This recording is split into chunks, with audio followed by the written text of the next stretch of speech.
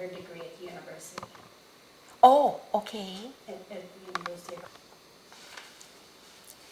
Today is June 22nd, 2010.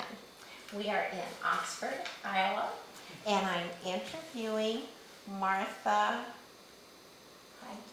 Hightshoe Schemmel. Martha Hightshoe Schemmel.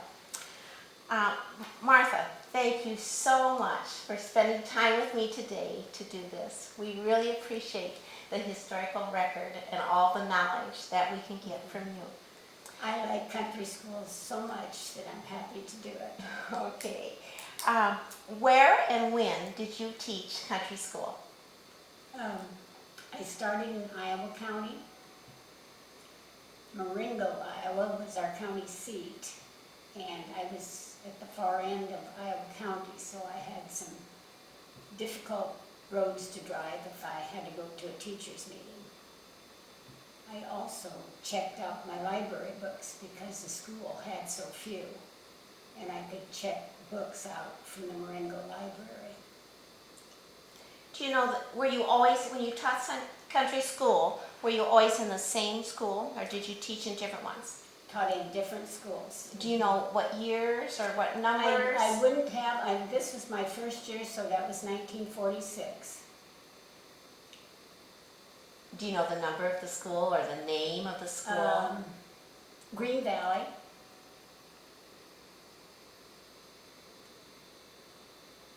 And Township? Green. I think that's right. Yeah, but it was Iowa County. Okay. Do you know how many different country schools you taught at? Let's see. I'm going to estimate.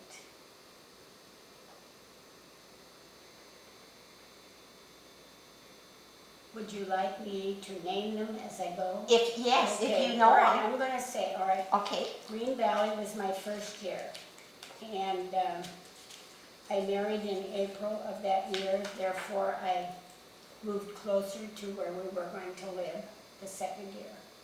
That was at Richmond, Iowa,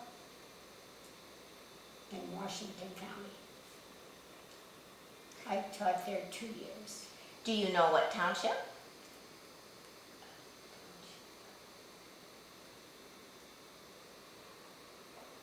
Or the name of the school? It was just Richmond Public School. Okay. But it was a rural school? Yes, Okay. yes. A large 2-story wooden building that was no longer, they did no longer need the upstairs, they just had all the students on first floor. But we had the old double desks there. Oh. And I had 33 students in that school.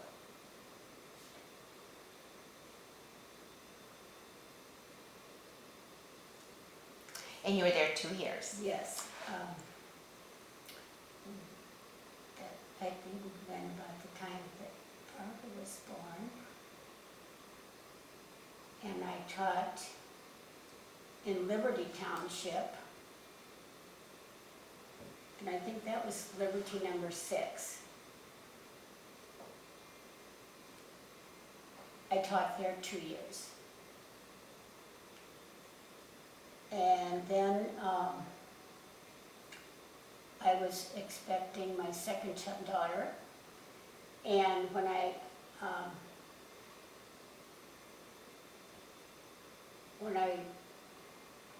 taught again, let's see, this was number 6, but now that would have been, I think that's still Washington County, I'm not sure. Be awful close to the Johnson County line though. But following that one, I went to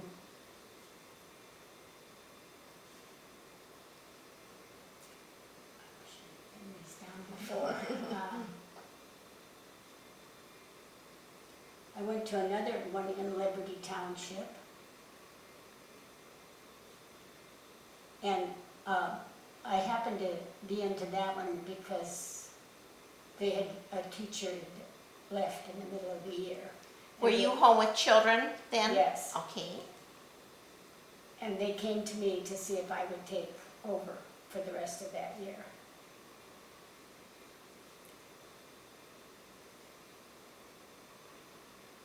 So you just finished out the year. Yes. I believe that that first Liberty School I told you is just coming to me now. That was called, I think, Pleasant Valley Township.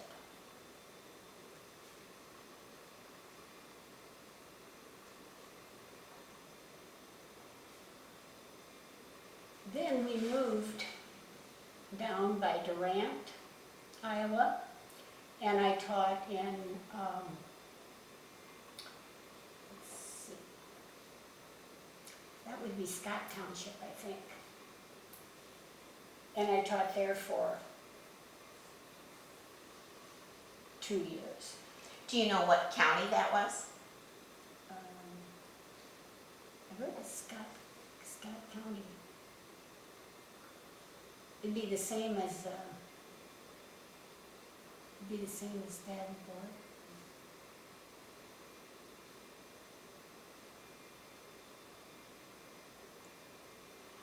Okay, and I was at that school for 2 years, and then I came back to Riverside, Iowa, and I taught at, this was in Washington County again now, and it was called the Coffee School. That was the name of it. Just like coffee still? Mm-hmm. Coffee School. It may have had other names, but that's what it was referred to as the Coffee School. How long were you at the coffee school? I think probably 3 years.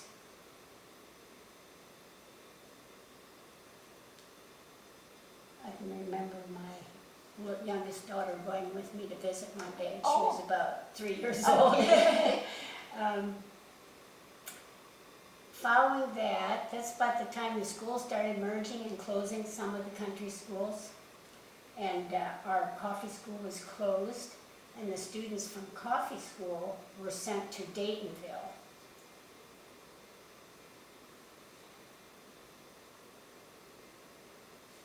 And we were put in with the students at Daytonville. It was the teacher who was teaching there was my sister Helen. Okay. So that put my sister and myself, the two teachers. I had the primary grades up through 4th, and she had the rest of them up through 8th. And that would have been Washington County. And I'd say we was there for 2 years.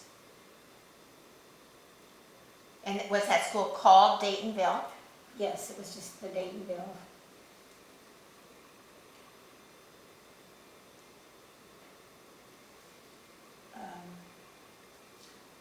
Following that, I think I would have gone to Johnson County. And I started teaching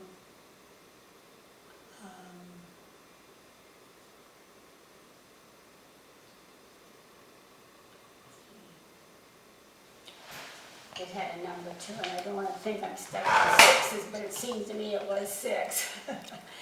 Okay. But it was north of North Liberty, a rural school.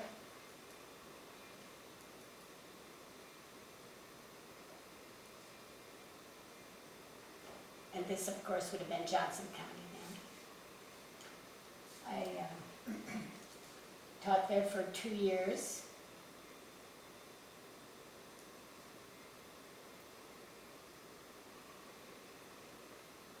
Then our district yeah, North Liberty School, this has got to be part of the story, I guess. The North Liberty School were tuitioning 7th and 8th graders into Iowa City at that time. They were bused in, and they took 7th and 8th grade. When Iowa City schools did not have room for these extra students, they kept them, the district had to do whatever they could do. So I was hired to teach the 8th grade out in a country school building at all 8th graders. Is this the beginning of the baby boomers? Is that why there's Probably pretty much. not room? Mhm. And I taught the 8th grade for 2 years in the country school. Then, we should be up to about 1964. This is when we merged with Iowa City. However, I was,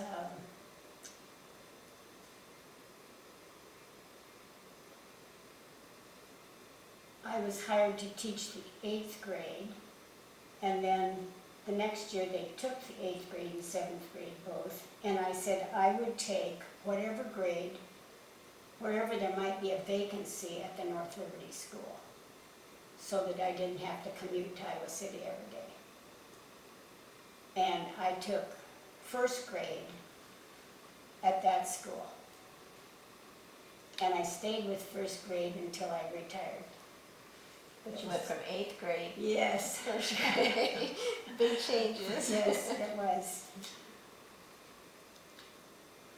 Okay, that tells us where you Well, taught. now, I'm just assuming, now, I don't know how these years are gonna add up. I should have done this prior to this, but I just knew I didn't have the records for it. And after all of these years, you don't have to stop and think about where you went next. But I started in Iowa City then in 1964. And I think they gave me credit to put me on the wage scale. I think they gave me credit for 18 years in the country schools. Okay. So that's where the total the figures might not come out exactly right here. But I can't think of any schools that I was in that I missed. Okay. All right. But I'm not sure about the length of time. What about your room and board arrangements? Now, you taught 1 year single. Yes. And I didn't even have a driver's license at that time. I Okay. did not have a car. My dad took me, I got room and board with a widow lady that had 3 children of her own, and she offered to rent me a room and give me my meals for a very minimum amount. I can't quote it today, but it was very minimum. And then I walked from her place to the country school each day to Green Valley. Do you have any idea how far that was? Oh, I doubt if it was more than about an eighth of a mile. It wasn't a long distance. What did you wear to school? Well, I think always dresses or skirts. And basically, whatever I had, because I didn't have the funds, hadn't made any money at that point to buy a lot of clothes. And I jokingly told one of my high school roommates came to my retirement party. Well, not a roommate, but one of my classmates. And he said something about, well, Martha, it's nice to see that at least 2 in the class were successful. And I said, I had a laugh. I said, yes, you know, I have a picture here. It's over there on the table. And I'm wearing a pair of saddle shoes. And it was the only pair of shoes I owned. And I said, today I probably have somewhere between 100 and 150 pairs. So if you want to measure shoes to say you were successful, I got there. You hit the top. Yes.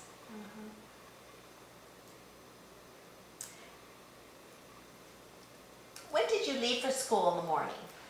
I usually went, I was probably there by 7:30.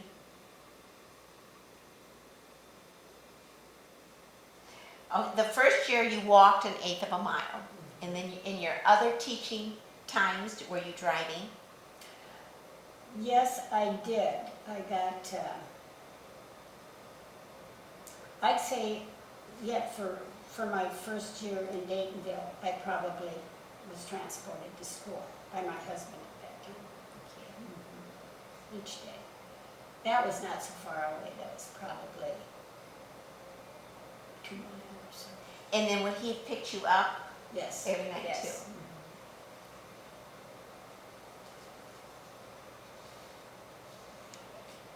So that was Daytonville. So 1 year you walked, and 1 year or 1 or 2 years at Daytonville, and all the other years. The other years, and I did get my driver's license, and Barbara was a little toddler in the back seat when I was learning to drive. I remember because I put the brakes on too quickly, and they were we didn't have safety belts then either. So that's how I remember the year I taught. Was at Daytonville, and she was with me one day when I was driving. Do you have any special memories of your trips to school or home? Anything special ever happened? Well, I just remember that went through some awfully deep snow drifts. The snow was almost like when I drove down to this Liberty School at north of Riverside. It was like Liberty 6, whatever I told you. That school, I can remember driving, and they'd opened the road, but the snow was higher in places than the top of the car. It was like you were driving in a tunnel with no top on it, you know. I don't think the cars that we had were always real dependable, and that was always a concern that, that you get there, when you had a ways to go, that you get there and get home okay. I had one flat tire.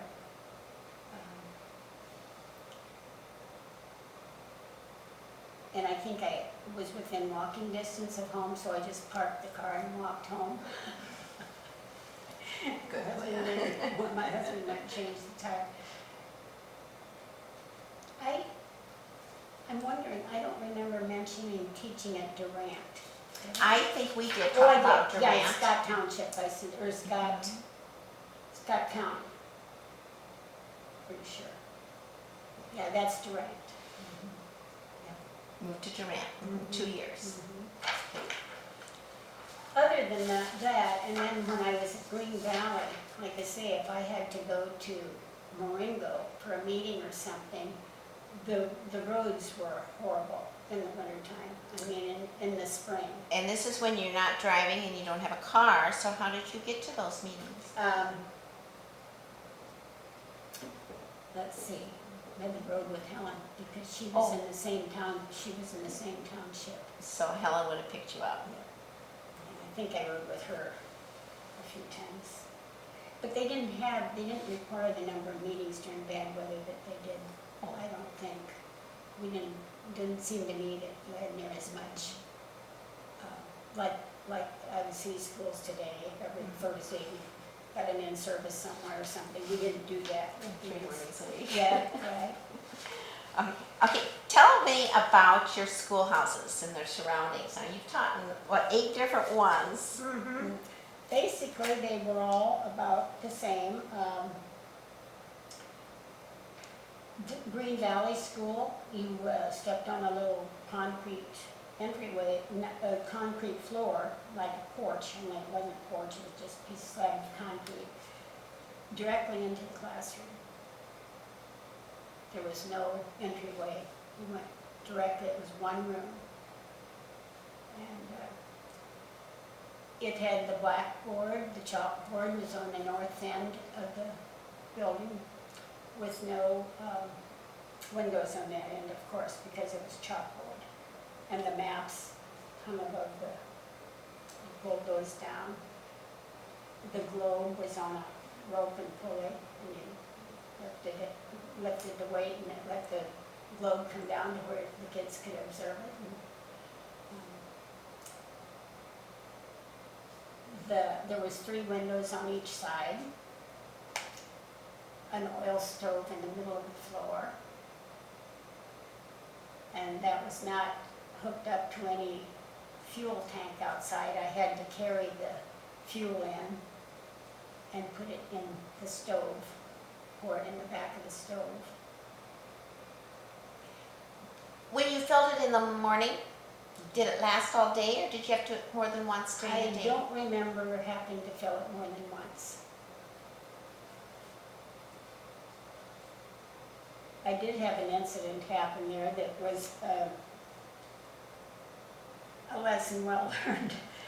I had a skeleton key to the door, and I always put it up in the coal shed on the ledge above the door, so I wouldn't lose it or leave it at home on Monday morning. That's where it went for the weekend.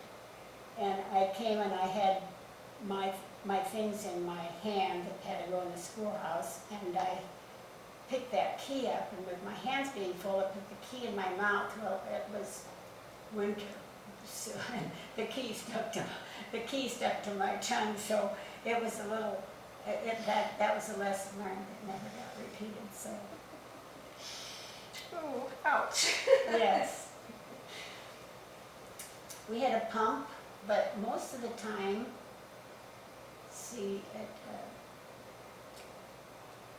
the school where Helen was our teacher, that was called Tucker. Did I get that information?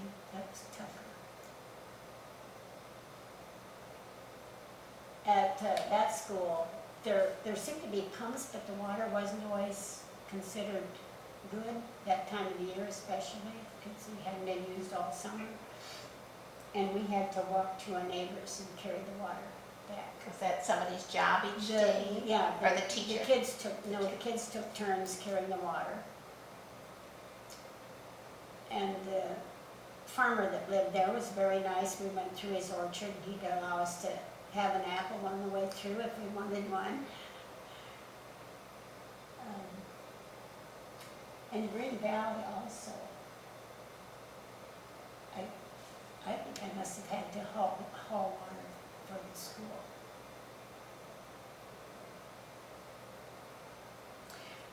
Tell me about the playground. Well, in most cases, it was just the big yard, and we had the 2 outside toilets, one on each corner. Very, very little equipment. The one in Durant had a merry-go-round. I think that was the first merry-go-round that I had on my playground, was at that school. Mostly the kids played ball games and handed over. We also played, I'm almost getting back into my own childhood at Tucker, because I went to Tucker and Helen-Tucker, but we used to play black man. And it was, one side of the schoolhouse would be one base, and the yard fence would be the other base. You had to run from one base to the other, but you could not turn around and go back to the base you left. You had to go the whole thing. And as you tagged people, then they were your helpers. That made them able to tag people also. And it went until everybody was caught. Everybody was caught. I have no idea why it was ever named Black Man. It had nothing to do with race at all at that time. It could have been anything, and it wouldn't have meant anything different to the children, you know. That was just totally a coincidence with today's.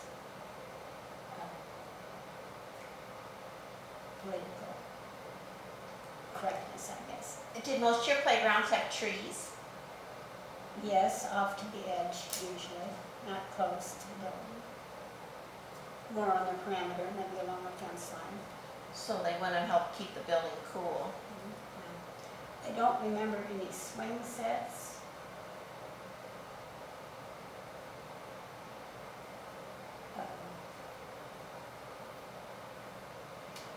Like I say, it was basically playing ball, Andy over, black man. I always went out for recess with my classes. I never sent them out without me. I was always part of the gang on the playground, but when we went back in, it was all business again. And the kids always enjoyed that, I think. If they were choosing up sides to have a ball game, they'd like to be lucky enough to choose first, and you get the teacher on their side. We also at that time did something which was a little unusual. We did some intramural ball games. Like on a Friday afternoon, we'd have some parents load up some of the kids. Maybe a couple parents would do that and take us to another school, and we'd play their team. And their school would be just like ours. You'd be using the ones probably from 3rd grade up to be on your team, up through your 7th or 8th graders. But both teams would be the same. But we used to do that just for something that the kids really look forward to, to go. Did you have flagpoles? Yes. Always? I have a report here on one of my things. It says, have you made it a regular practice to display the flag each day when the weather was favorable? And the answer, it says, if not, state your reason. It said no flagpole. Oh. So that was Green Valley. Okay. Yeah. What tasks did you do before the children arrived? Well, if there was any snow to be scooped off the porch, you probably did that. I think most of the janitorial work you had done before you went home the evening before, so it wouldn't be that type of work. Maybe putting some announcements on the board. I think usually your supervision of the students came whenever they started arriving, and they could arrive anytime. They didn't come by bus, so they just came walking, and you were on duty when they got there. So I just can't think of too many duties that I had to perform. When did your go ahead. Except, have the fire going and things like that. When did your school day begin? In most cases, I think officially 8 o'clock, but I was usually there before that, till 4. Now this had been early on, the first years. But then the students usually had a longer lunch hour too, which is probably at least 45 minutes, if not an hour for lunch. And that would include eating Yes, and yes. recess. Yeah. We've already talked about the classrooms, and you mentioned in one of them you had the double desk. Was that just the one building? Just the one. Any record players, Victrolas? Oh yes, every school I was in, I think, had a record player. Pianos? No. Any sand tables ever? Yes, I did have a sand table in Liberty Township. That was the only sand table I think that we had in the classroom. Were there always enough desks? Yes. And always a chalkboard. And supplies, you talked about buying supplies with the money raised at Christmas time. What supplies were furnished? Anything? I think the toilet tissue was furnished, and paper towels, probably some paper towels. Chalk. the erasers at the chalkboard.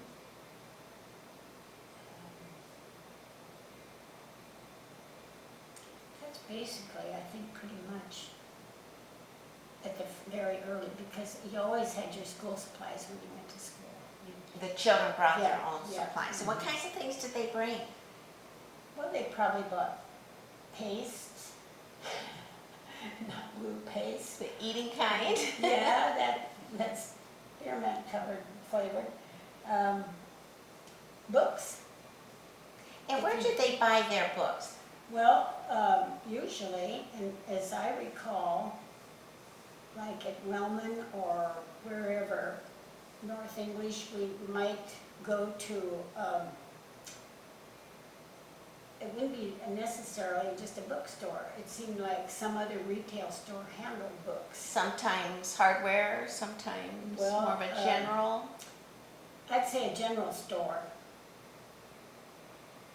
But I know we just didn't go to bookstores, but they did used bookstores, and or used books. You could take yours in there, and they'd give you something for them. So they brought their own pencils, Pencils. ink. Did you have the Erasers. ink wells? I don't think we got into that too much.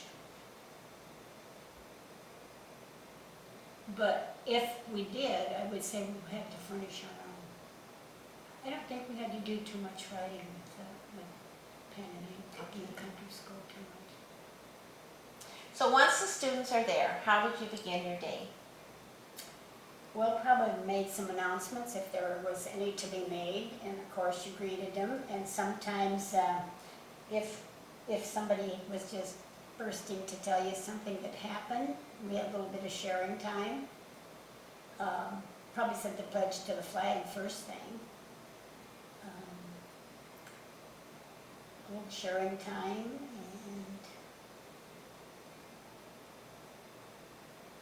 and I think that probably was pretty much it. Because once they got their instructions for what they were to do that day, but in the country school, the children usually knew that ahead of time because of their schedule. They knew that they would get a math lesson today, and it was going to be not tomorrow, but maybe 2 days from now, and they had that time. Would you say they had a lot of homework then, or were they able to do most of it at school? I think most of it was done at school. I had parents ask about homework some, at times, even for first graders, and I told them that I felt that when my students came to school, I had high expectations for their day, and they produced it, and I felt that they should be free to go home and play and not have more work loaded on them, because I said they've done a day's work when they come home. And did a lot of them have work to do at home anyway? Oh, yes, yeah, the farm kids did. How did you structure the day's lessons? Well, you know, I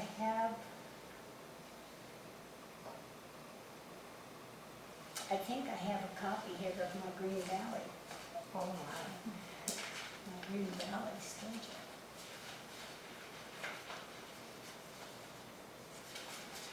But you would start out with either, but I don't have it.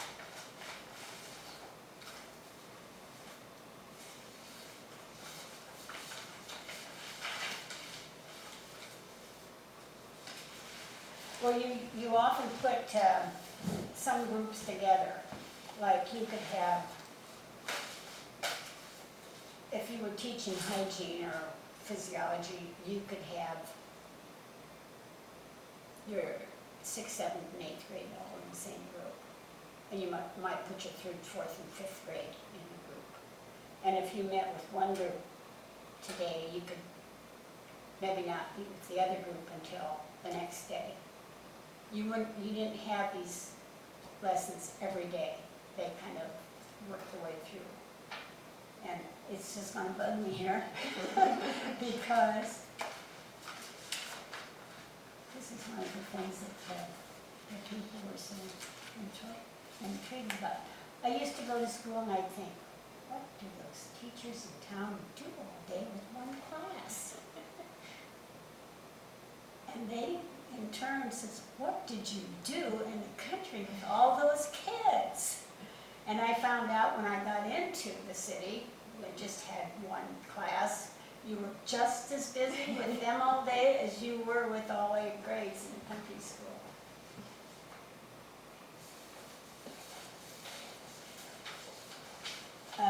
Spelling, you usually gave them their spelling list on Monday perhaps. You gave them a pre-test on Wednesday, and you gave them the final spelling test on Friday. That's the one their grade came off of. So they had all week to study their spelling. And again, the spelling could be done like your 6th, 7th, and 8th grade might have the same list that you might have 3 different groups, you know, or your primary grades probably didn't hit.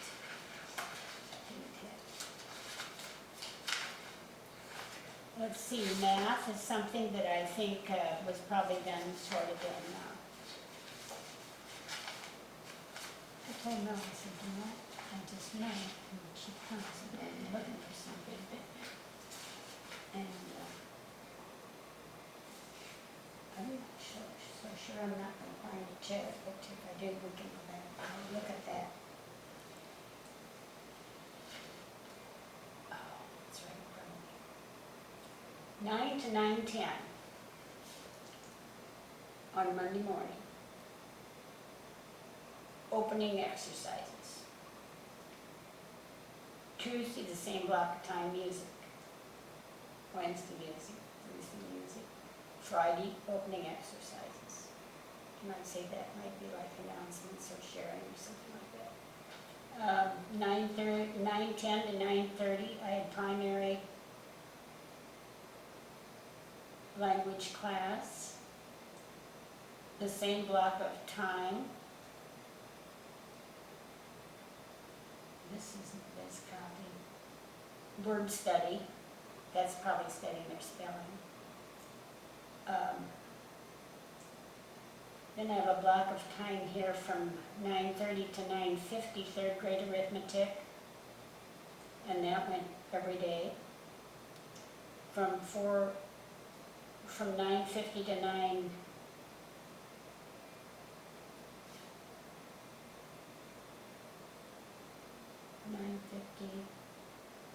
I'm not sure. This is 4th grade arithmetic. But the next day, 4th grade had history in that block of time.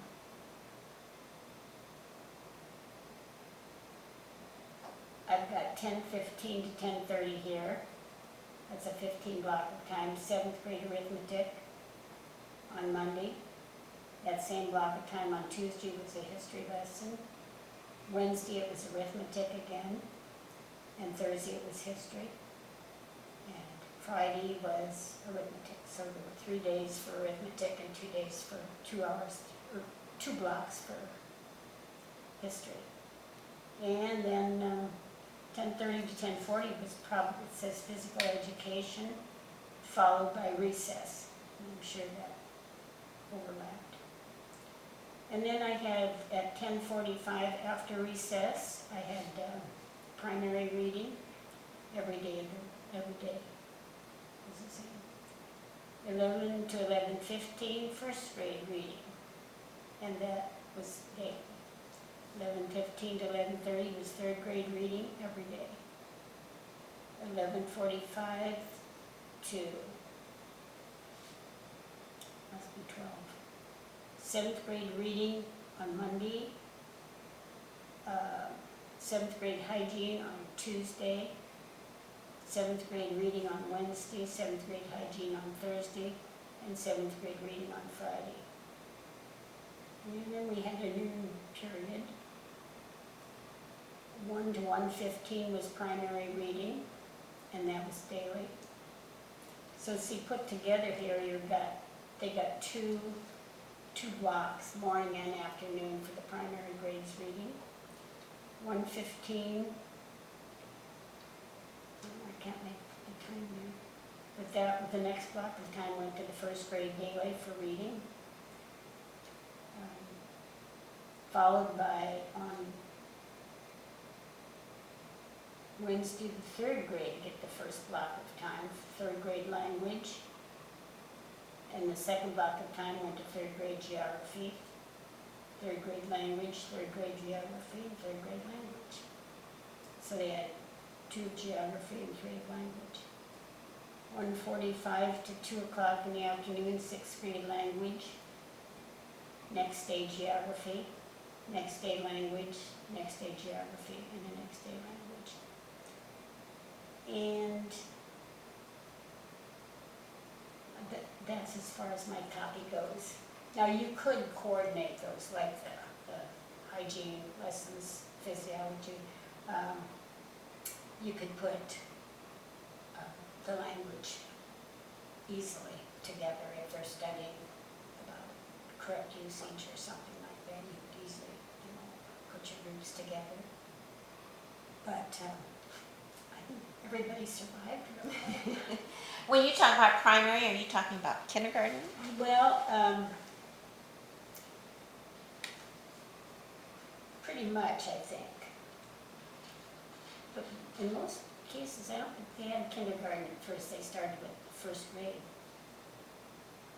When I started school, I started as a first grader. So I'm not sure where they worked in kindergarten worked into it. Did you have a recitation bench? Yes, I did. I did at Green Valley, and I think that was a pretty common thing. I think for most of my schools was a recitation bench.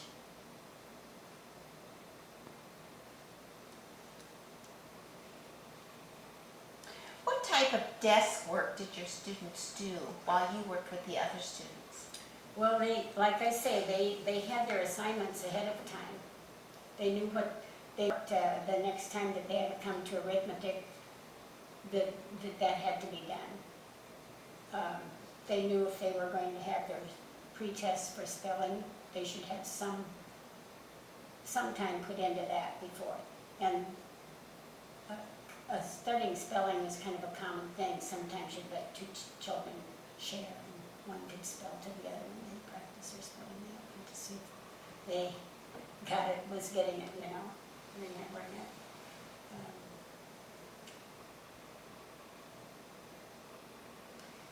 Do you remember how many students were in a grade?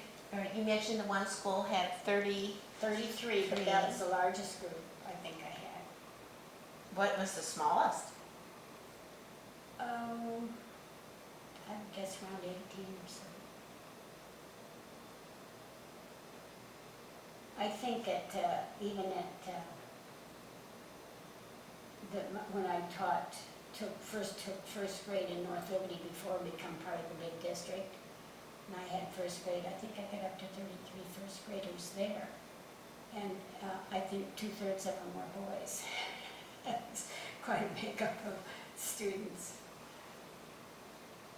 I know the principal came by to see how things, poked his head in the room to see how things was going, and I had a summer cold right the time school started, so I was not feeling the best anyway, but I went from 8th grade to these little first graders, and I told him, I said, if you look in and you don't see me, check on the chandelier.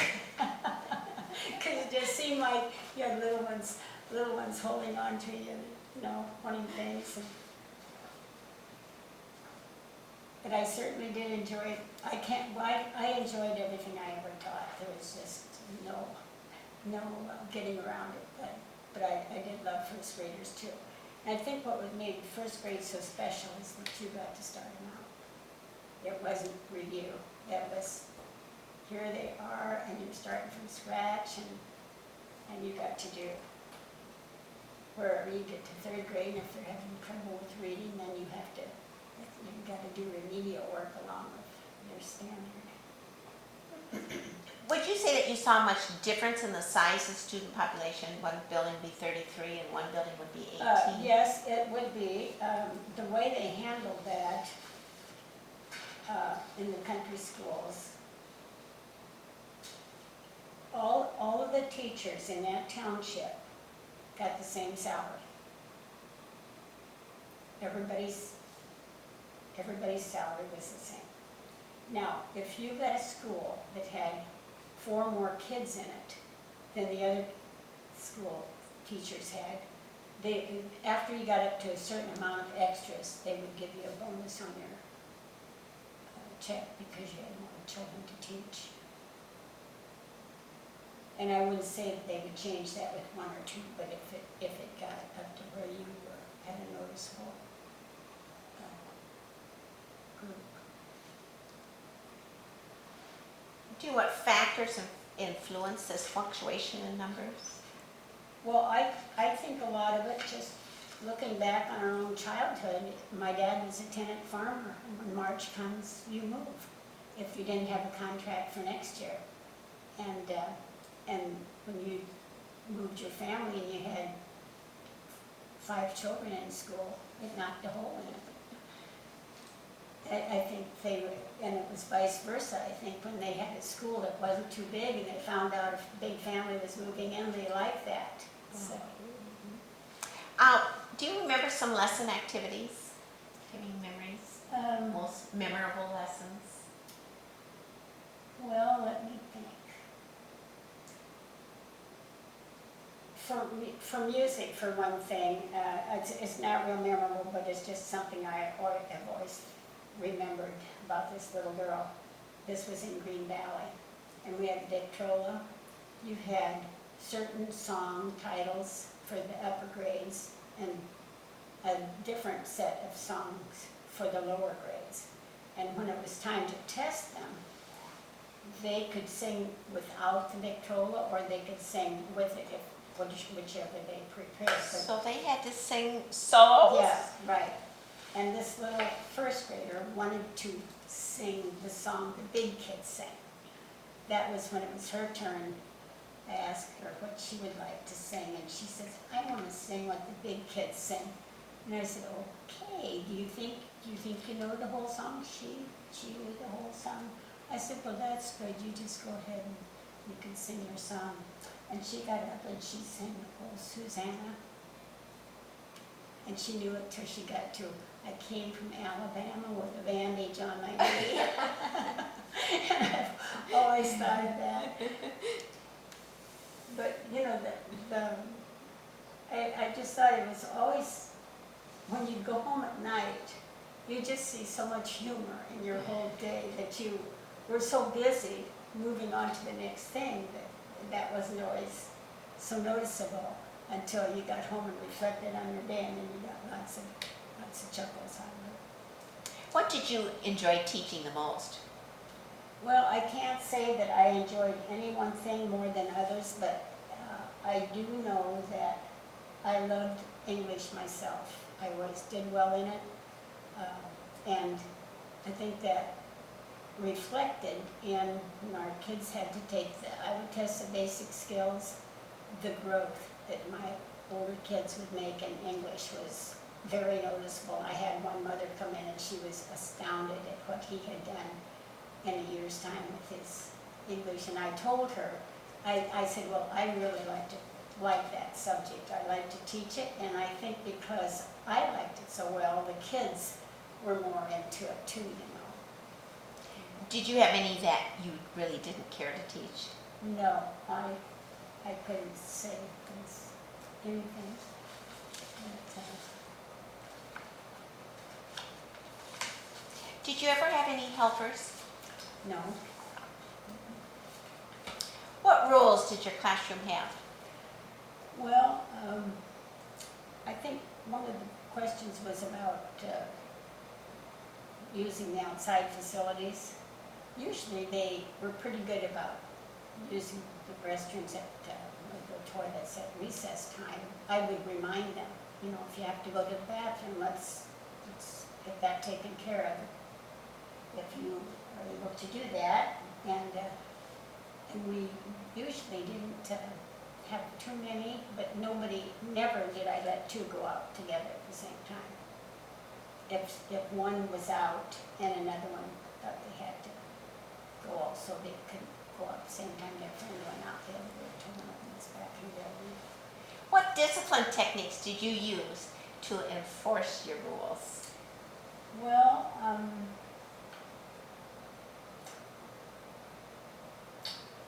early on, I did a little bit of, I would keep some students after school. I think that was a pretty common thing. Especially if you knew they had kind of twittered their day away when they should have been doing it, and with even some prompting from the teachers not getting it done. And this was a fourth grader that I had, and he was just basically not too energetic. He wanted to ride his pony to school. He didn't live very far from the schoolhouse. And, but he did have to stay after school if he didn't get his work done. And he said to me one day shortly after we had a few sessions after school, he said, "Did you know it's against the law to keep a kid after 4 o'clock?" And I said, "Really?" I said, "You know, I've never heard of a teacher being put in jail for that." But back to his riding the pony, then that posed a little problem because the kids would want to ride it. And I said, if you ride a bicycle to school, it gets parked. You know, it's not a toy for the playground. And if he brings the pony to school, it's going to be tied out in the corner by the fence, and nobody can ride the pony. Because I said, you could get hurt, and I'd be the one responsible. And so you just can't ride his pony.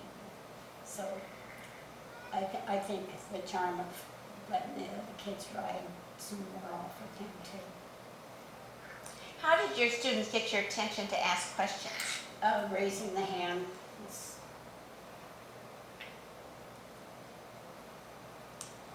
unless they were in the circle for their lesson, then they would probably have to raise their hand, but there just was never so many there that you couldn't ask a question in the class. Probably. What procedures did you have to get ready for lunchtime? Wash your hands, and we had somebody pour the water and rinse your hands. Back to Green Valley, that's where a lot of my experiences started. We had a wash basin, and I had a little boy, I think he was about 4th grade, who had spots on his arms, so like sores, you know. And I asked him about them, and he said they're mosquito bites, they're infected.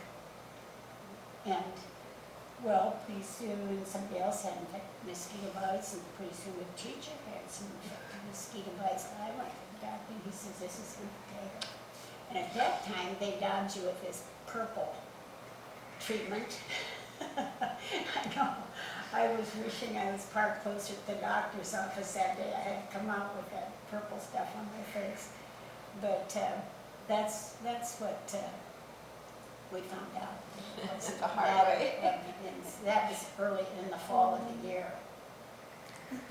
The students brought their lunches? Yes, practically all of them. I think in North Liberty, where we had more of a population right close to the school, there was a few of them that would go home for lunch with the students. But I think other than that, Anything special that they brought? no, it was usually, if your mother baked bread, you envied the kids that had store-bought bread. Oh. And if they had store-bought bread, you envied the kids that got mom's baked bread. So sometimes there was some swapping done. I think that was kind of common. I'll trade you this for that. And,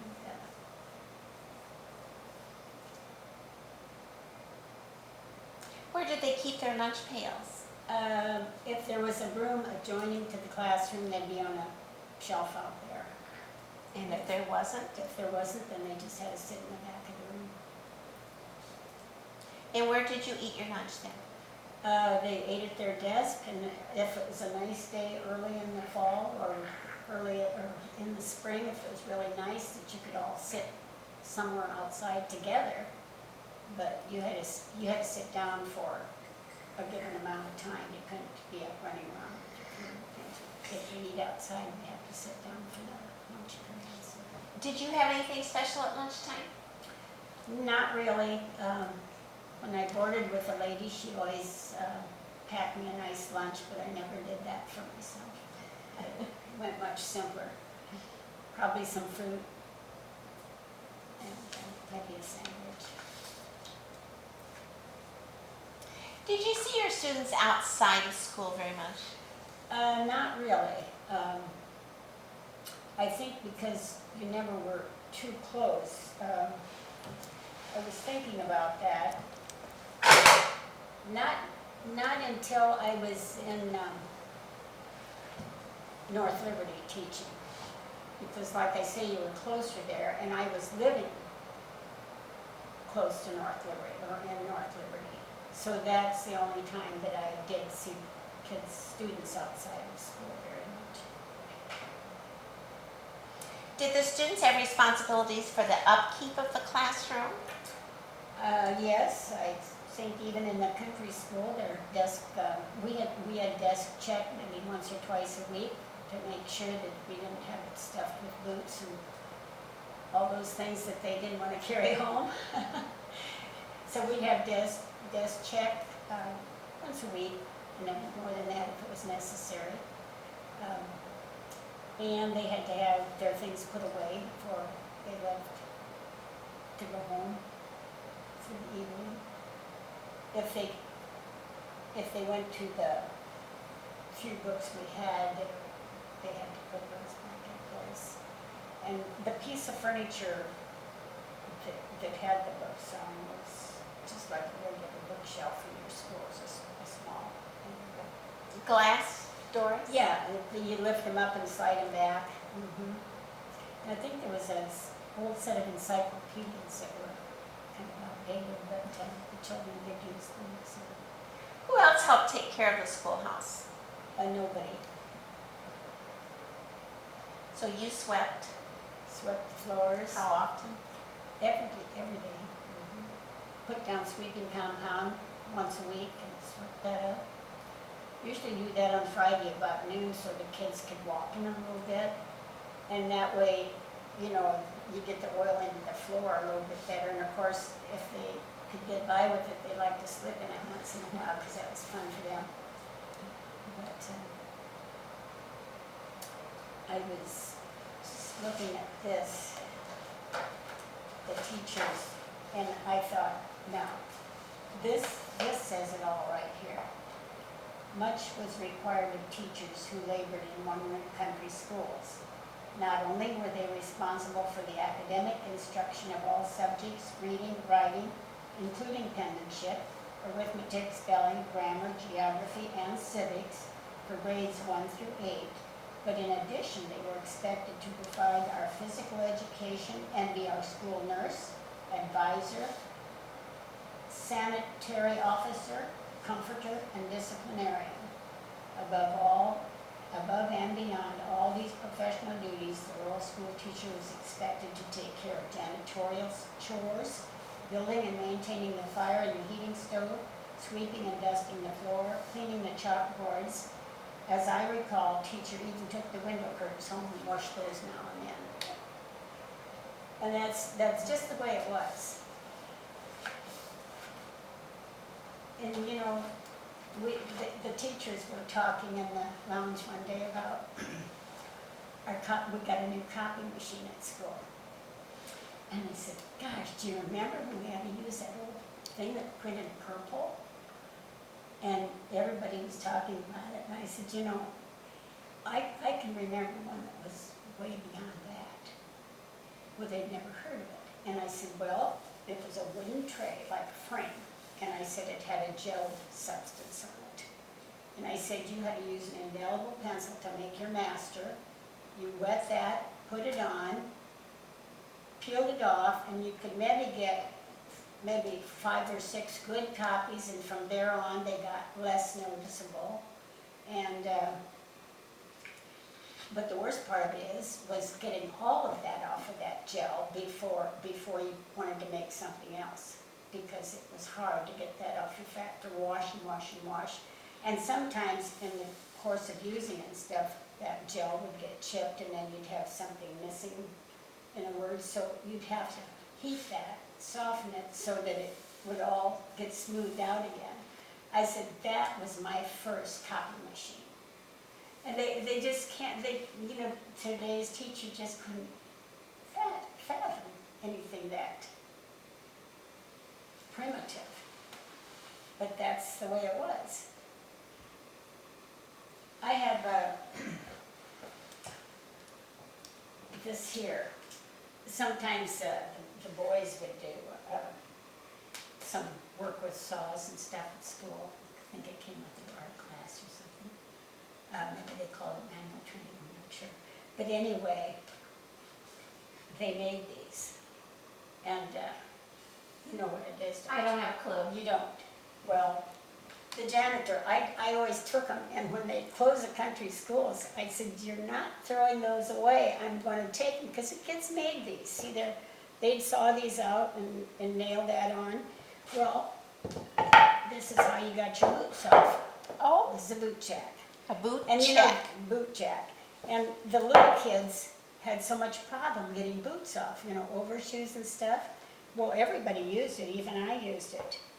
And we'd had maybe 2 or 3 of those in the school if you had more than one boy making them. And so I had these in my room for my first graders at Penn, just even up through my retirement. And the custodian said one day, he says, Martha, what are these things? And I said, well, so I showed him how it worked. But I said, if you've got a whole bunch of kids that want help with their boots, they're pretty handy things to use. But those are made by kids in the country school. Could have used that when I was teaching kindergarten. How about other schools? Can you compare your schools to other schools at the time? Either other country schools or the town schools? I think the country schools went pretty much the same. We all had pretty much the same expectations as far as the county superintendent was concerned. I think if there was any difference, it would have been in the way the teacher handled the class. And I think that was where the success of your country school come in, is the management, And I know I had a teacher at another school building not too far from where I was teaching, and I was supposed to drop something off for her from my school. And I said, I'll come over when I get ready to leave. We didn't have phones, we couldn't call each other, so I said, I'll come over, I'll probably take 15, 20 minutes to get my room in order, and then I'll drop this off on my way home.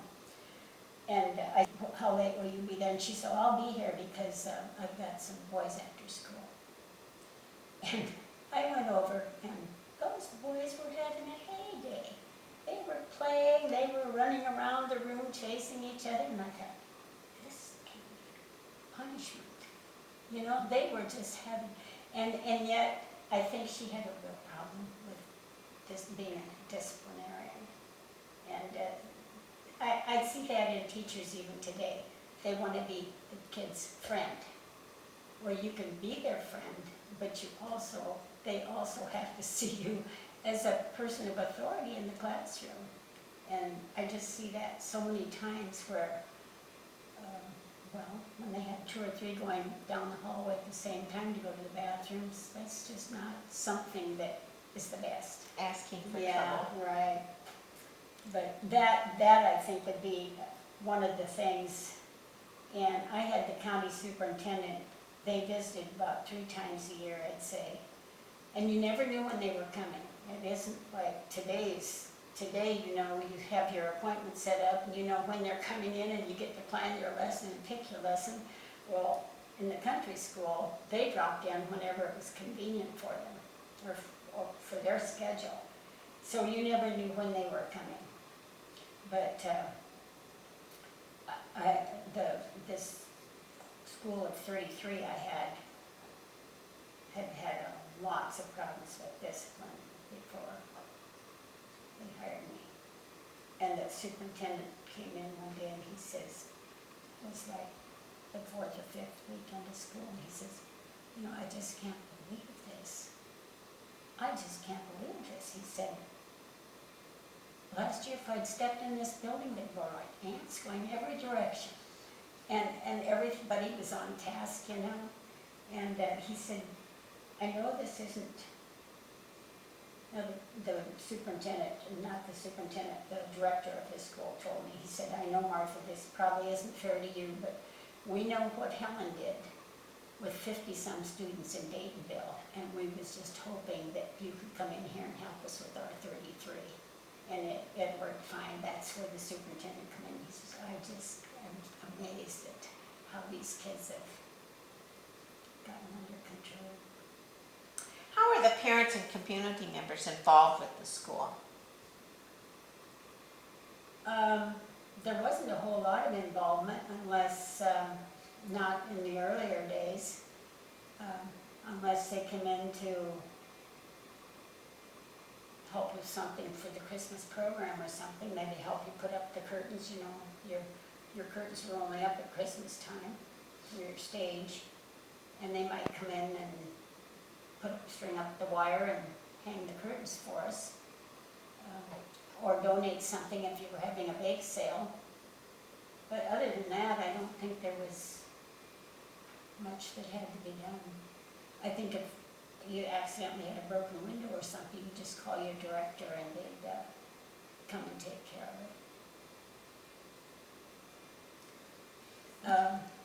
it. There was no questions about your payment here, you know, your checks, what you were there for. My first job at Green Valley, they didn't bring you your check on payday. They didn't mail it to you. You had to go to the director's house and get your check. And like I say, you didn't have a phone, so sometimes you got there and nobody would be home. And you don't have a car. Yeah, and like Helen said, she went to pick her checks up sometimes and had to actually go down to the barn and wait for him to finish milking the cow before he went to the house to get her check. But anyway, I got my first payment, and I went to the bank to cash it, and they wouldn't cash it for me. And I couldn't understand that, so I took it to another place to get it cashed, and they wouldn't cash it for me. And I said, Dad, they won't cash my check. He said, well, let me see it. Well, he said, this is just a warrant for a check. And he said, I'll take you to my bank and see if they'll cash it for you. So we went to his bank, and because they knew Dad, they cashed it for him. But this, I guess they said, like, certain time of the year, the funds would get low, and they didn't have money to pay the teachers, so they'd issue warrants. And my first grade teacher, we discussed this one time after I was an adult and I was visiting with her.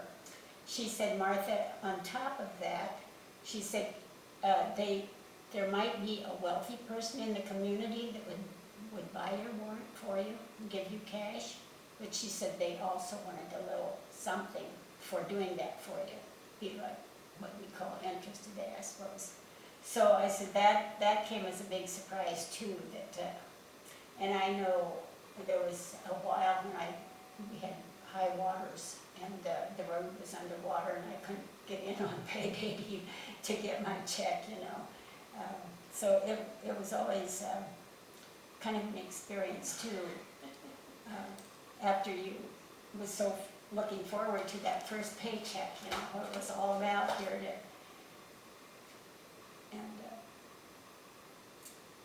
Let's talk more about the county superintendent. What kinds of things did he do? He came to visit you 3 times a year. they usually would sit back and observe. Just, now, they also could be disciplinarians. we had a supervisor that came to the North Liberty schools. And this was before we were part of the Iowa City District. I had first graders. But they were so afraid of him. If they were on the playground and it was muddy or wet and they didn't have their boots on, they, it was a mild day and they had their sweaters off or their coats off, he would just really get on them. And some of those little kids would actually start crying if they thought the superintendent was coming. They were that fearful of him, you know. And, but I had a woman supervisor that came to me at Green Valley, and Lenore Hartman was her name, and she was so impressed with my first grade teaching, or my first year teaching, and she said, with my scheduling and everything was going so smoothly, she said, it's just hard to believe. So many teachers, it's not like this their first year. And I said, well, does having attended country schools make it easier? I said, I felt like I knew what to do. I didn't need the college courses to teach me what to do. I knew what to do in a country school. You just knew. And she said, that's the whole thing. If they'd been in a situation where they were one class all the time and went out to teach a country school, they were overwhelmed. But she was very impressed, and she said, and I would like to say at this point, she got in on my primary reading classes. She said, if you ever decide to go for single grade, she says, I sure like the way what I saw with those little ones. Mm-hmm. She said she thought I'd really like that. But how much did you get paid? I think I started out with $65 a month. And I think Helen probably was less than that. Did she coach anything?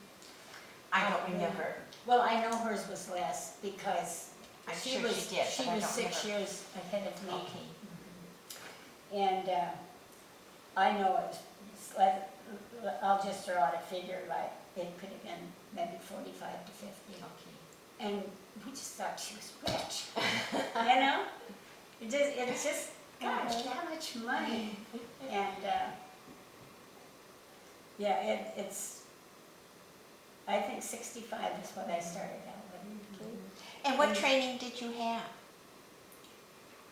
Well, I graduated from school, high school, in May. I turned 18 in July, and I was teaching in the middle of August. I was 1 month into my 18th year. And Did you have normal training in high school? I had to go to Cedar Falls for, I think it was 12 weeks. And what was through the summer, it was like a summer session. And I went to Cedar Falls, and the courses I took entitled me to a 1-year limited certificate. It was called 1 year limited. And you had to earn so many points or credits toward a higher degree each year in order to keep your certificate good. So each year you went to summer school? Summer school or Saturday classes. And Helen, this is how it changed. When Helen graduated from high school, she was certified to teach because they had normal training in high school at that time. So she was certified to teach for 1 or 2 years. And then she had to do the same thing. She had to be taking courses to add to her knowledge. Then I come along 6 years later, and I had to go, after high school, I had to go to Cedar Falls for the summer and get that 1 year limited certificate. And that was for my base. And then Lorraine, 4 years younger, she had to have a 2-year certificate from college. That's how it was changing.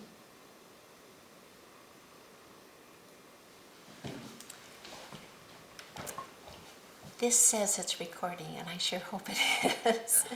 I keep looking at it because I think it should be stopping, Uh-huh. but I don't. Oh, I can hear it. Okay. Hear anything. That concerning. It's been so wonderful. I just hoping it's being recorded. Oh, well, yeah. Okay. Any extra supplies your school had? Any media? You said you'd go to the county superintendent and get books. Oh, also, before, I would say the first year I had to go to Marengo to get some extra library books. But they were very generous with the teachers. I mean, you didn't have to have you could check them out, maybe have them for 6 weeks for your library. And this is from the county superintendent or from the public library? This was there was a library for the teachers to borrow from at the courthouse. Okay. And then the bookmobile started coming around. And the kids could go out. They had a van full of books, and the kids could go out and look through the books and check out books, and the bookmobile would come back in like 2 weeks, and they'd turn in the ones they checked out.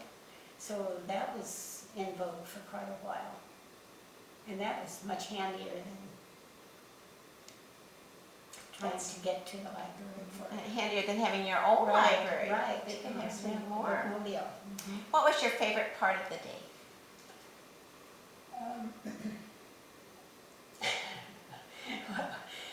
I'm thinking, I have a little book of jokes over there, and I was just looking at it for you came, and it shows the kids' school's out, and the kids are yelling, they're going down the street, school's out, it's Friday, school's out, and it shows the teacher kicking up her heels and says, they think they're the only ones that are happy school is out. But I think I was so,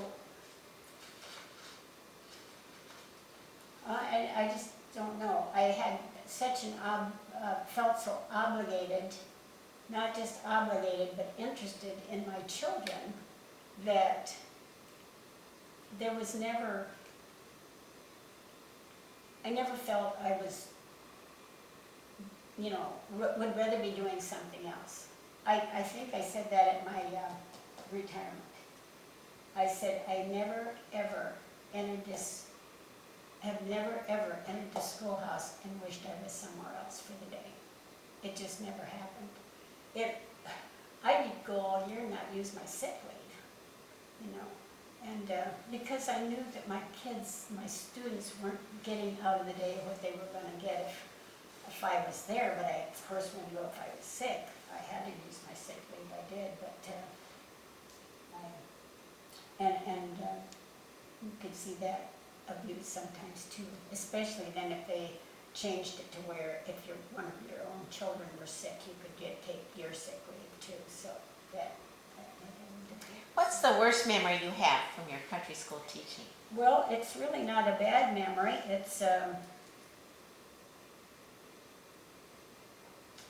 It's kind of, the first year I taught at Green Valley, you were secluded. There was no house close by. You didn't have a phone. And the children had gone home, but I had a little boy that I'd kept after school that day. His name was Harold Moffett. And I kept him for a short term while I helped him with something that he didn't get done that day. And some man, I don't know if he was intoxicated or what, but he came up on that platform, that cement slab out there, and he stepped into the classroom, and he looked around and left. And I said, Harold, do you know who that was? Because I was new. And he said, no, we never saw. I said, look at the car, because I thought these kids are going to know the neighbors' cars. And he said, no, I never saw him before. And I went home where I was boarding, and I was telling this to the family that evening. I said, I had a real strange thing today. Somebody came up to the schoolhouse and came into the room, and it was like when they saw that other student in there with me, they turned around and went out. And, well, the next day, she had a young man who was out of high school, and he kind of was the father figure, because her husband is dead. But he said, Martha, you had good reason to be alarmed yesterday. He said that car was seen and parked in the neighborhood in 2 or 3 places, and the neighbor lady was out, had gone out to what they called a truck patch where they had their sweet corn, and she was out there getting some stuff out of that garden, and he came through the cornfield to where she was, and she had to run to get back to the house. And so I don't know, they did get it, her husband did get a description of the car. And, but that was kind of a, yeah, really. And more so today than it would have been then even.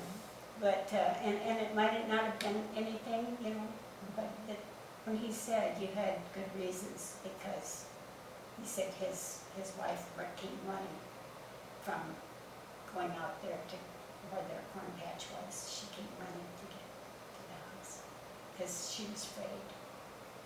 Yeah. And then I talked about the first merry-go-round I had. It came out like this, you know, with spokes from the center hub, and on each one was a seat.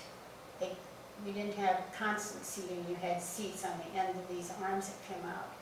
Well, one seat was missing, but the structure, the metal structure was still there to hold it. It was angle iron. And I was out standing on the playground there, and the kids were running, it was recess time, and 2 were chasing, and they went by, the other were in one, in order to support himself, he was going fast, he grabbed a hold of the swing, or the merry-go-round on the other side, and it rammed that. I was across from him, but it rammed that angle arm right into my leg. God, I went to the schoolhouse. I didn't want to, it was numb more than anything, but I went in and there was flesh hanging out of my leg up here. And so I called one of the mothers and I told her that I had an accident on the playground, and she came and stayed with excused the children and made sure they all got home okay, and told me to get to a doctor. So you just missed school early that day? Well, yes, it was about noon, because I had to go to Davenport to a doctor, I think, and they stitched it, took several stitches in it. And then he told me not to walk on it for a while. You know, he said, if you have any swelling, you really shouldn't be walking on it. But the kids were really good. They'd come the next day and they was just willing to do anything they could, you know, but that was an accident that I had, that I said from that school, that I still had that scar shape there on my leg. Yeah. But that's the way it was, you know, even with your students, you just didn't ever know, and you were the person that had to handle it if somebody got hurt. So I had a little girl that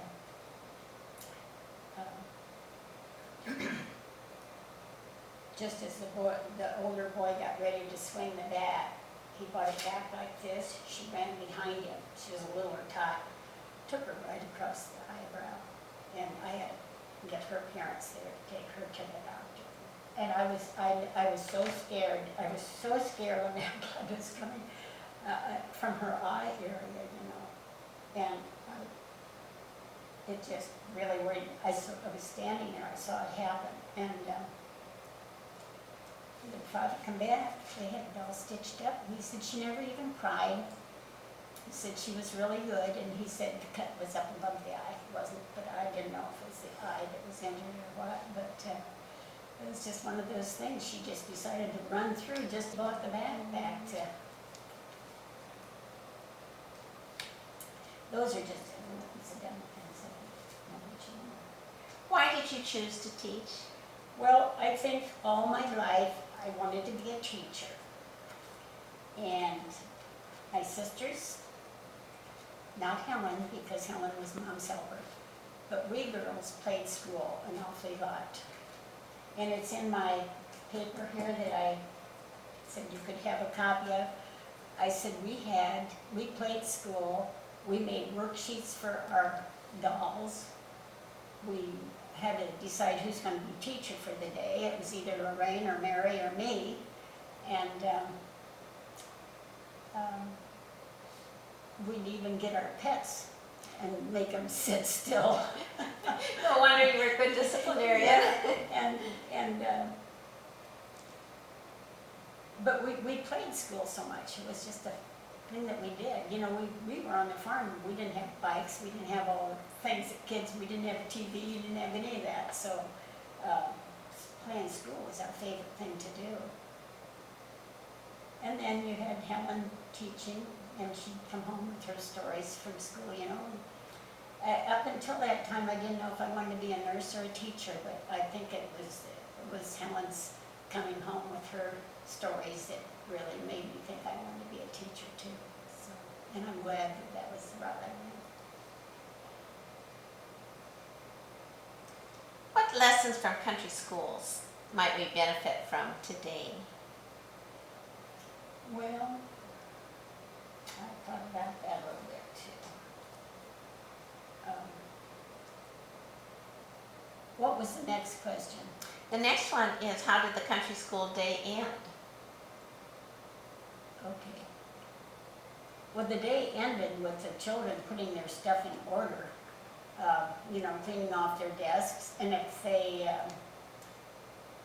make sure that they had their wraps on, if it was winter time, make sure that they had their boots on and coats buttoned up, because they had to walk home and you wanted to make sure that they were dressed. You know, some of the little ones sometimes needed supervision with that. I don't think I ever kept them to do any janitor work ever. They had to get their lunch pails, get ready to go.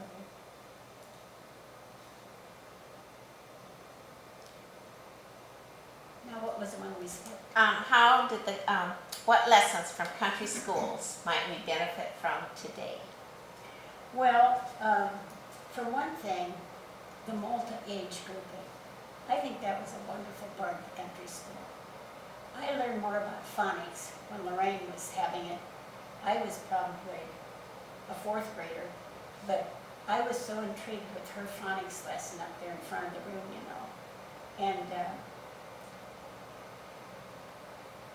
the older kids, you know, they could sit down and listen to somebody read, or I think and you were in a situation where you were presenting, like if you were presenting something, if you had a really good fourth grader, and rather than just giving him fourth grade material, he was in there where he was hearing the fifth grade or sixth grade or seventh grade. He was hearing all that taught, and I think that was one of the best things about the country school, is hearing the repetition and everything from the other kids reciting.